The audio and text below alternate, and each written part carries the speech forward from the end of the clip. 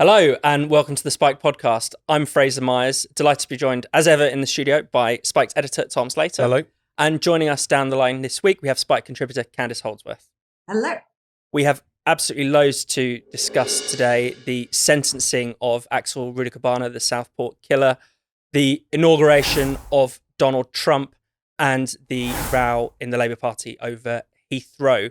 But before we get into all that, I have a very, very exciting announcement. Next month, Spiked will be celebrating our 25th anniversary, and we're going to hold a big bash to celebrate. And if you're a Spike supporter, you can be there too. Spike supporters can get early bird tickets to the event. It's on the 27th of February. To find out more and to get your ticket, you can log in to your Spike supporters account, go to the supporters hub and claim your ticket there. Or also look out for an email coming your way with all the details. So please get your ticket, get one now to avoid disappointment. We would love to see you there. It's thanks to you guys that we can keep going and growing. And hopefully here's to another 25 years of Spike. So Axel Rudakubana, the killer in Southport who murdered 3 girls, attempted the murder of 8 more girls and 2 adults, has been sentenced to 52 years. Extremely long sentence, a well-deserved sentence. Tom, you've written about this week. It feels like the sentencing is the only part of the justice system that has actually worked in a way. We feel as if justice has finally been done, but there were so many opportunities to prevent this. No, absolutely. I mean, those details have started to emerge over the course of this week after Rudakubana switched his pleas to guilty on Monday. The information started to tumble out that had previously been withheld about how many opportunities there were to apprehend him, to stop something like this from happening. The fact that he had been referred to the prevent scheme not once, not twice, but 3 times after teachers and social workers had noticed this growing obsession with school shooters, murderous dictators, terror attacks and so on. That this goes far back to when he was a very young teenager, calling Childline saying he wanted to kill someone and then becoming on the radar of the police. I mean, one of Sky News' correspondents, when they were covering this yesterday, said this wasn't someone who slipped through the net. He was caught in the net. It's just that nothing was done. And, I think we've grown to think of the British state as pretty clapped out and pretty useless, but I don't think you have to be kind of some hopeless optimist to think that a young man who was clearly depraved, who had gone back to his old school with a hockey stick and broken someone's wrist, who had admitted to carrying a knife 10 times, which is what led to his exclusion from his high school, who had been visited by the police numbers of times, that it got to the situation where when social workers would go to his family home, they would insist on security protection in order to do so, that something more than a prevent case being closed would have happened. Yeah. The mind boggles at why not more was done. But of course, we have seen this story repeat itself. I'm sure we'll get into some of those examples. But I think many people are still absorbing, obviously, the depravity of the crime, the depravity of the individual, the fact that he was still being monstrous to the very last, disrupting the trial, having to be ejected because he was claiming falsely to be ill and needing medical attention, that kind of final insult to the victims and their families. The horrendous details of the attack itself, which have come out as the sentencing was read out and so on, but also the scale of the state failures which have allowed this situation to take place. I mean, I don't think it's an exaggeration in this case to say that really this could have been prevented, and it wasn't. Yeah. 3 referrals to prevent, 5 visits from Lancashire police, a time when Lancashire police caught him with a knife on a bus. I mean, there can't have been any more opportunities to stop this, Candice. Yes, exactly. I mean, I think everyone has this feeling of just total institutional failure. And this is not a one-off. I mean, Tom mentioned Valdo Calocane, and I immediately thought of him when I got more details about what had happened in Axel Rudakubana's life before he committed this terrible crime. And I remember one salient fact jumped up about Valdo Calocane as a psychiatrist had written in his medical notes, I am worried he could kill somebody. And yet time and time again, he was allowed out, he was attacking people, he was terrorizing people, and no one did anything. And also 2 other things that leapt out at me from both of these cases. They were both referred to psychiatric services, but stopped engaging with them. So instead of anyone following up, They just left it. And yet these guys were well known to have a violent history, had expressed the desire to kill people, but nothing was done. And you think, this is just like, this is stunning incompetence. Yeah. If someone stops engaging, that's when you reach out. And you feel like ordinary communities are being forced to bear the risk of these failures by these people who are paid by the state, by taxpayers' money to manage these risks. Occasionally mistakes will happen, but we've seen this again and again and again. You look at the case of Zara Alina, who was murdered just walking home by Jordan McSweeney, who also had a long history of crimes and this multiple probation meetings. Nothing was done. And I think that, now that people understand the facts, now the public has the facts, they want change. They know that the PREVENT program is not fit for purpose. It focuses very singularly on people who have maybe, a terrorist motivation, believe them to be fighting for a cause. But we know that, there are a lot of violent people around who have just an interest in terror, an interest in violence. Yeah. They've said they wanted to commit crimes. They're not necessarily going to be sectioned or any of this kind of thing. Their family might not know how to deal with them, and we need some way of handling them. And Candice, you said people want change. I mean, it's not true to say the government isn't offering change, because it is cracking down on knife sales on Amazon. You can have to show your ID twice, and they will have another crackdown on social media. Tom, what do you make of all that? I mean, it would be funny if it wasn't so depressing, if the stakes weren't so high. The idea that, of course, if Amazon isn't holding up to its responsibilities to age verify people, that's an issue. The idea that that's the only issue when he could have committed this crime with a knife that he fetched from his mother's kitchen is absurd. Like, to focus on that exclusively, to refer to him as the 2-click killer, as Keir Starmer did earlier this week, and also to use this as just grist to the mill of we need to crack down on social media. It's actually an insult to this particular crime, to the victims of it, to their families, to just push it down these very narrow alleys, to deflect onto causes that they were pretty interested in the first place, and to direct attention away from the more fundamental failures that have taken place, the kind of ones that we've been talking about, and also to deflect attention away from the terrible handling of this in terms of the public, in terms of the information that was put out there. I mean, that's something that we should talk about, because of the fact that there has been a real caginess around this particular case that was really illustrated this week. I mean, there's obviously a lot of discussion about the slowness with which details immediately after Southport were released, and a lot of arguments, quite well founded, I think, that contributed to an information vacuum, which was exploited by far-right figures, misinformation merchants, pushing this idea as a small boats migrant and kind of egging on the anti-immigrant, anti-Muslim, anti-asylum seeker riots that we saw grip the nation after that horrendous attack. But even this week, so he pleads guilty on Monday. Usually at that point, you would expect many of the details to start tumbling out. This can't be prejudice at this point. It's just all it takes is for a judge to issue his judgment and his sentence at this point.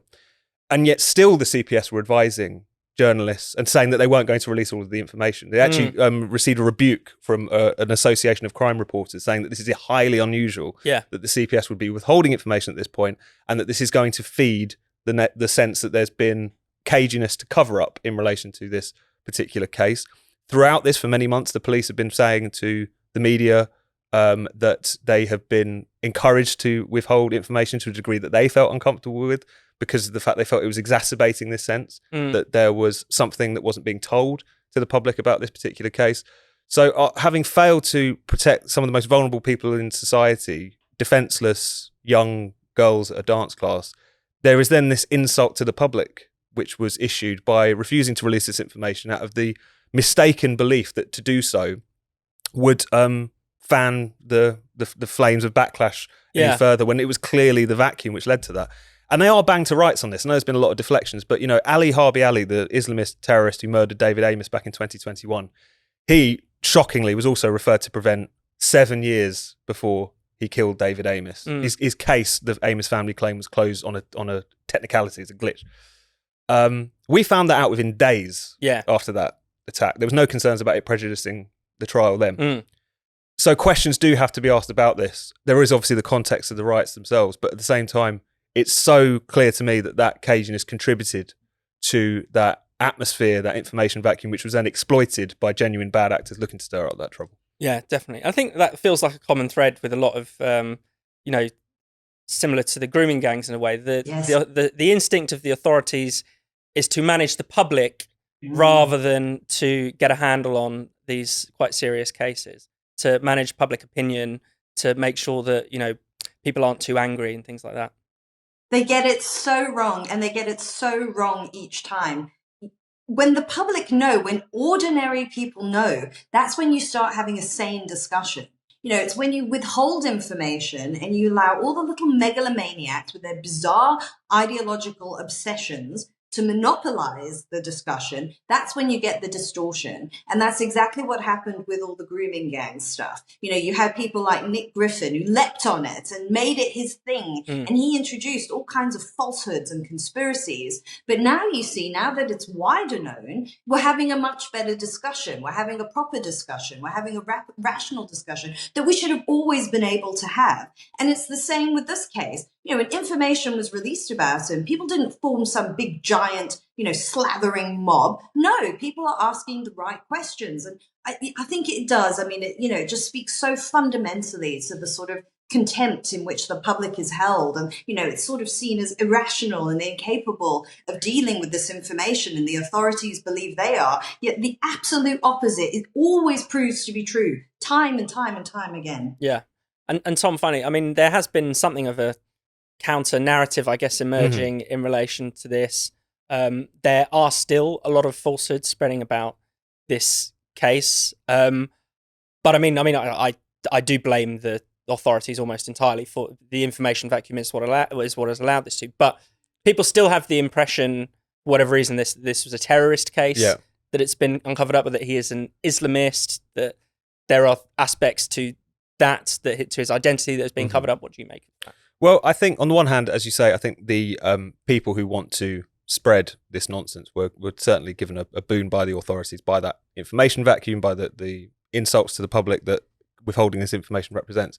Same time, it doesn't let them off the hook. I mean, there's a lot of people who, in the wake of Southport, are out of a mix of ideology, thirst for retweets, plain old grifting, were sharing that nonsense about it being a Muslim asylum seeker, and therefore, in the details which have slowly dripped out over the course of the past months, have claimed phony vindication. So, for instance, we find out, as one of his charges is, that he was in possession of this academic study of an Al-Qaeda training manual alongside documents on genocides and wars everywhere from Ukraine to Korea to his parents' homeland of Rwanda and so on. So Mao uprising, like across school shootings, all kinds of things.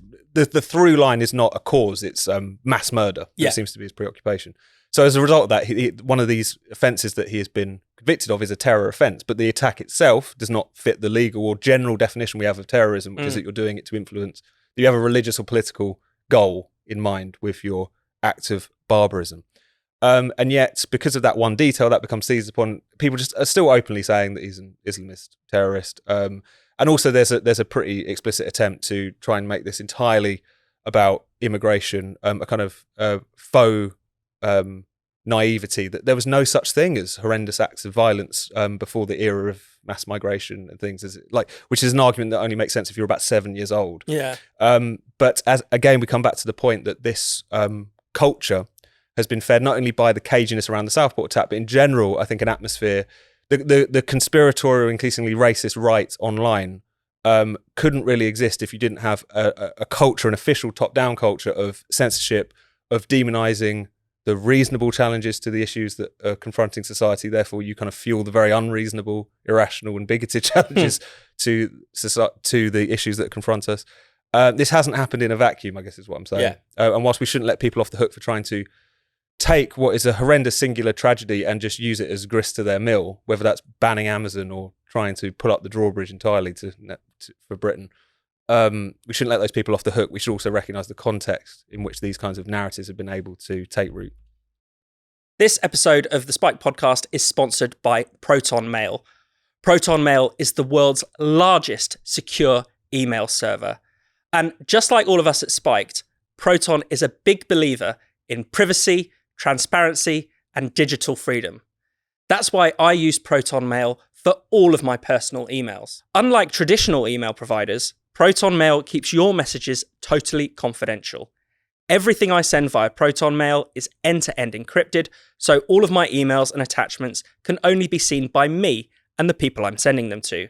That means if I'm ever hacked or there's some kind of data breach, my sensitive information always stays safe. Because Proton Mail prioritizes privacy, there's no ads. Companies aren't able to harvest your data and sell it to advertisers, which is a lot more common than you might think. Big tech actually makes a fortune off your personal info. Unless you use Proton Mail, that is. A normal email server might be free, but big tech is still making a fortune off you because it's using your personal info and using your private messages to sell to advertisers. There's loads of other great reasons to use Proton Mail too. For starters, it's got an automatic spam filter that keeps your inbox clean. And it protects you from phishing attempts by detecting scam emails before they even get to you. It's not even difficult to switch from other email providers to Proton. You can transfer all of your existing emails, calendars, and contacts over to Proton with its migration tool. With Proton's automatic forwarding tool, you can forward all of your incoming emails to your encrypted Proton inbox with just one click. So, are you tired of worrying about email security? Protect your messages with Proton Mail's end-to-end encryption today. Just go to proton.me/spiked podcast, all one word, or simply click the link in the description to get started and receive a 38% discount. That's proton.me/spiked podcast for a 38% discount. So, the era of Trump is upon us. Trump had his inauguration on Monday. He has since signed a flurry of executive orders on everything from DEI to trans issues to the border. Candice, I mean, there's obviously a different mood in the US and around the world this time in relation to Trump's second coming, if we can call it that. People are talking about the vibe shift. It feels as if there's less resistance and more resignation on the part of his critics and enemies. What have you made of this?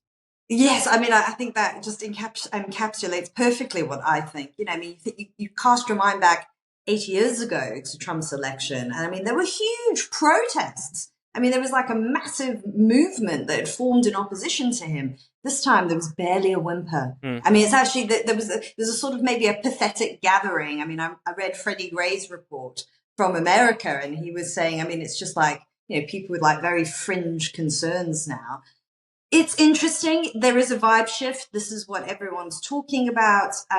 You know, I sort of got the sense of this from, you know, people I speak to in America who are lifelong Democrat supporters who had just become so disillusioned with the Democrats. I mean, there'd just been so much going on. You know, I mean, they're not necessarily hugely enthused about Trump, but they don't have the same opposition to him that they once had, because they sort of look at the Democrats as having failed on so many levels. I mean, they were, you know, very enthralled to woke. You know, there was the bizarre campaign that they held over the summer, you know, having forced Joe Biden out and then brought Kamala Harris in. They just felt very, very, very out of touch. And I think that also speaks to just, I think, from what I can see, you know, a sort of lack of ideas on the left, on parts of the left, or maybe the establishment left. You know, I don't think that they've built up a sort of movement in the way that Trump has, you know, with, you know, people like Steve Bannon and his whole ideas about national populism. I don't see any equivalent to that on the left at the moment. I don't see any energy at all. You know, what do they stand for? It's not clear to me at all. Yeah. And Tom, I mean, you know, there's a lot of going on this week, a lot of executive action, some of them quite wacky if you think about the pardoning the January 6 rioters, but there's also a lot in there that's very popular and that would gain cross-party support, particularly some of the stuff around gender, some of the stuff around race, that it's actually, you know, in many ways is actually quite progressive rather than the return to fascism that it's being made out to be. No, absolutely. I mean, of course, there are the excesses of Trumpism, there's the weirdness, there's the conspiratorial fringes of it and so on. But I think a lot of what really inspired the popular support was not that stuff. It was the stuff that struck people, as Trump put it in his inauguration speech, as common sense. Yeah. Like with that flurry of executive orders, with the kind of roll call of policies, with the kind of wrecking ball he basically represents to the previous agenda, standing, you know, just feet away from Joe Biden and saying, we've had enough of the Green New Deal, we've had enough of this gender ideology, we're going to get rid of the electric vehicle mandate, all these things. very explicitly. It's almost like a kind of clearing of the decks of all of the reactionary nonsense which has been allowed to build up over the course of not just the past administration but previous ones as well. And that's what I think a lot of people supported. You know, that's what a lot of people want. There was a kind of sense that it's a very loaded phrase these days, but there needed to be a kind of reset to go back to before the world went mad and people forgot that there were two sexes. Before the world went mad and people thought that the way you end up with a prosperous society is making your energy far more expensive, even in an era when energy security is much more important. That there was a sense, and of course the illegal immigration issue as well, that people got to the point where they were looking at governments which seemed nonplussed by the fact that their borders had become so porous to the point where it became a funnel for a mixture of gang members and all sorts of people to allow to come into the country alongside many people who were just seeking a better life. So I think that's one thing that people is so striking about this, is that there's a kind of sense of going back to what most people would consider just a kind of basic common sense. Yeah. Alongside many of the other things that he wants to do that we can talk about. There's with Trump, there's always going to be the excesses. There is always the understandable fear that takes something like the migration issue, that alongside, you know, deporting people who are, you know, MS-13 gang members and so on, that are kind of widespread crackdown on the scale that he's going to talk about, is going to catch a lot of innocent people or people who your average American wouldn't want to see, you know, carted off in quite the same way. It remains to be seen how much this is bluster or how much of it is actually going to take place. But I don't think you can deny that what put Trump in the White House, what is so striking about what he's doing at the moment, and what will retain that level of popular support, is the stuff that struck people as commonsensical in the first place, not the crazy things around the edges, I suppose. Definitely. I mean, one of the moments that caught a lot of people's attention was Elon Musk appearing to do a Roman salute or a fascist salute. This accusation of fascism is not going to go away, I think, Candice, regardless of what the administration does. Yeah, I think they're glomming. It reeks of desperation. It just reeks of desperation. I mean, they have no coherent philosophy or basis upon which to oppose Trump. I mean, all the things that, you know, the left or the Democrats or those who dislike him have been concerning themselves with they've just been swept away in this election. You know, voters have just comprehensively rejected it. So now they're just grabbing on with desperation to anything. And there is a lot that you could criticize. I mean, you could look at Elon Musk and say he's got numerous conflicts going on. You know, you could say, you know, how do you reconcile, you know, the sort of like new friendly alliance that Trump has with Silicon Valley and the sort of class concerns of ordinary people in the MAGA movement. I mean, you sort of saw cracks emerging in December, for instance, over the idea of H-1B visas, which many in the MAGA movement feel, you know, reduce the bargaining power of ordinary American workers. You know, there's so many like very substantive conversations you could actually be having about real politics and economics, but they're concerning themselves with trivia, which is what they've always done, and which is why their movement is so intellectually, which is why the left has become, in so many ways, the establishment left anyway, has become so intellectually desiccated. Yeah, and I think it's interesting. There's always there's a difference between criticism, and there should be lots of criticisms of Trump and, you know, some of his policies and some of his ideas, but there's never criticism. There's always just hysteria, or just, you know, it goes way beyond what is rational. And it's clear that it's not working anymore. Yeah, it's certainly not working on the public, who have begun to greet these accusations of Nazism, fascism with a kind of collective eye roll at this point. I think that the danger as well is that it's backfiring to the extent that it is eroding the meaning of these words. It is allowing the minuscule and fringe, but nevertheless very much present, kind of genuine sort of far-right figures it's offered them a kind of invisibility cloak in a sense. So, you know, if everyone's far-right, then no one is. That's kind of what you end up with. You would have thought they'd retire it at this point. They can't help themselves. But the fact that it's not sticking anymore is really, really striking. It really looks desperate in a way that maybe even more so than it did after 2016. Definitely. I did also want to pick up on what Candice said about the tech bros growing influence. I mean, there has been this obvious shift towards Trump. I mean, there is a danger there. We don't want politics to be governed by oligarchs, but it does feel like a bit of a rich accusation coming from the Democrats, given that they were for a long time the party of Silicon Valley, the party of Wall Street. No, absolutely. I mean, the revolving door that used to exist between the Democratic Party itself and Silicon Valley was striking. That was one of the things that was so alarming about when Biden was going into power, the kind of sense in which you now had a fusion of the governing party and the kind of big tech apparatus and the impact that was going to have on freedom of speech, on all sorts of things. It's an incredibly recent development that large sections of Silicon Valley have suddenly glommed on to Trump. Partly that's out of conviction, partly that's out of this is the way the wind is blowing. Yeah. But at the same time, to suddenly be worried about this oligarchical power, and when you were pretty content with it, despite a few theatrics about, oh, we need to break you up and you're not censoring as much as we'd like, and oh, actually you're a boon to Republicans and not. That was all theatre, really. They knew whose side, broadly speaking, Meta and a lot of these companies, the old Twitter, were on. And they didn't say much about it then. So to see them, cry blue murder about it now is quite ridiculous. This episode is also sponsored by AG1. Now, if you're anything like me, you start the new year with a whole heap of resolutions. You're really bursting with enthusiasm to get healthy and fit. And then it all goes a bit awry come February and March. I've got around that this year by not making a resolution. I've decided to bypass the whole thing by instead taking AG1 every day. All I need to do is take 30 seconds out of my day each morning with a glass of AG1. And it's the best thing I've done for my health in years. And it's so great to find a commitment that is so easy to keep. Just one scoop of AG1 in a glass of water is packed with all the vitamins, minerals, and gut-friendly bacteria that I need to kickstart my day.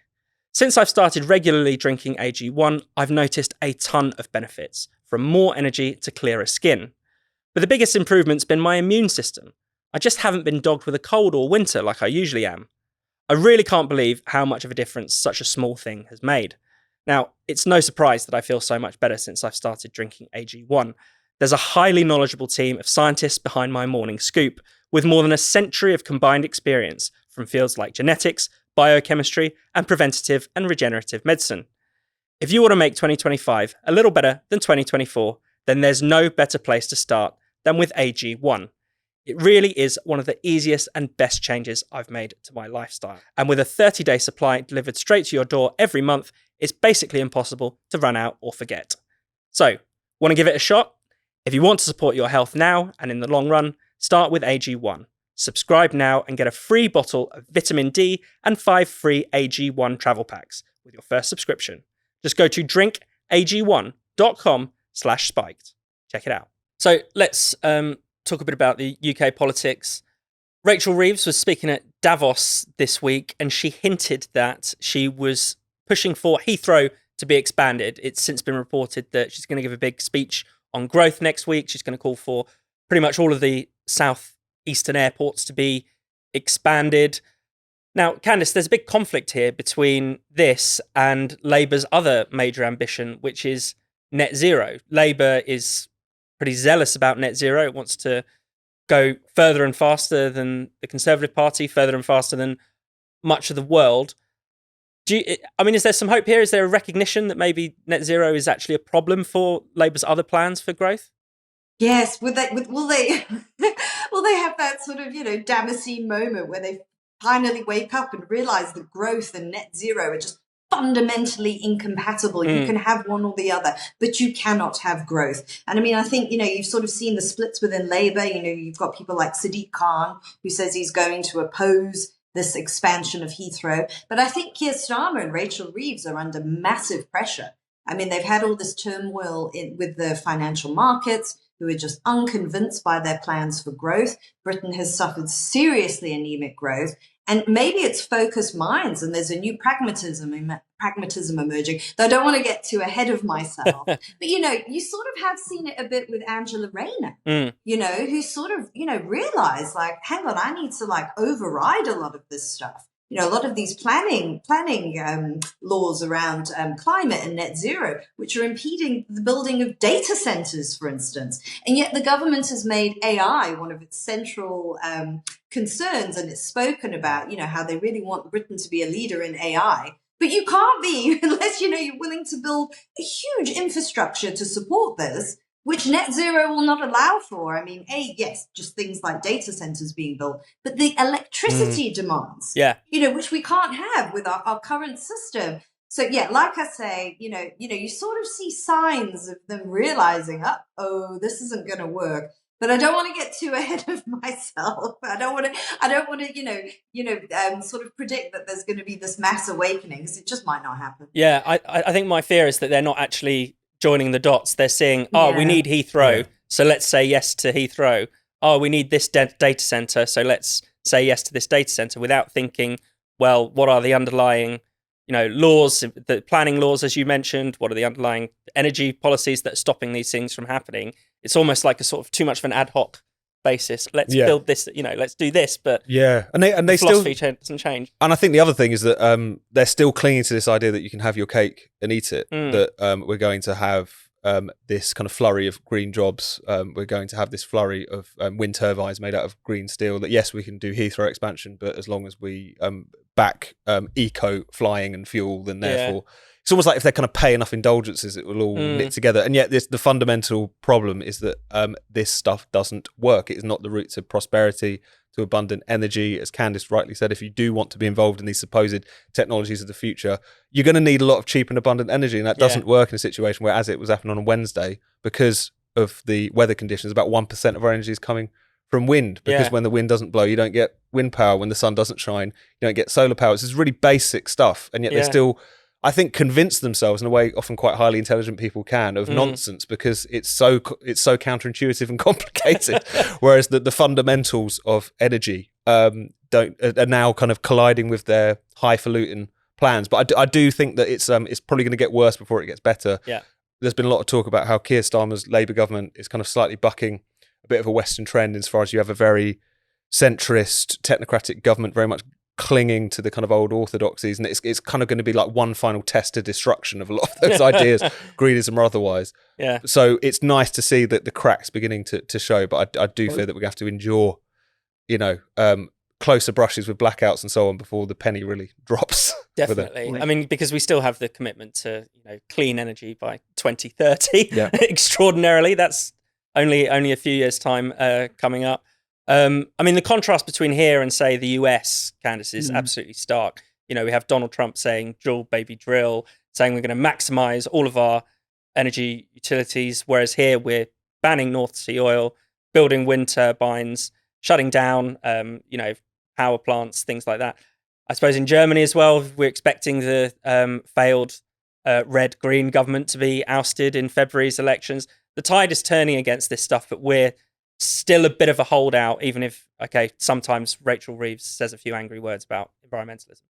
Yes, I mean, we're in need of a big system reboot and update, because the future isn't going to wait for us. It's just not. It just isn't. I mean, the fact of the matter is, you would think a Labour government that's spoken so much about, massive investments in infrastructure, and they really do believe that. They do believe that the state can massively invest in the technologies of the future, but yet they are still stuck in this very old paradigm, this net zero paradigm, which is just incompatible with that. I mean, you also see Donald Trump has announced this big partnership, the Stargate partnership, for billions of dollars, which is what it's going to take. $500 billion. Yeah. For AI, but it's going to take that. I mean, this is it. I mean, this is a huge undertaking, and it's achievable, and it's actually so exciting in so many ways. I mean, the problem is as well, one simple thing we've got here is, we've got the highest energy costs. We really do. And a lot of that is just simply due to the fact of net zero, because we cannot have electricity when the wind doesn't blow and the sun doesn't shine. We need abundant amounts of cheap available energy to keep up with this. I mean, we're going to get left behind. And I find that sad, because we've got a lot of brilliant people here, and we could have a massive industry that creates so many jobs and creates so much wealth and so much prosperity. Thank you so much for watching the Spikes podcast. We'll be back next Friday. If you hit subscribe and click the bell, you'll never miss an episode. And in the meantime, why not check out all of Spike's other videos and podcasts on this channel? And for more Spiked content, find us at spiked-online.com.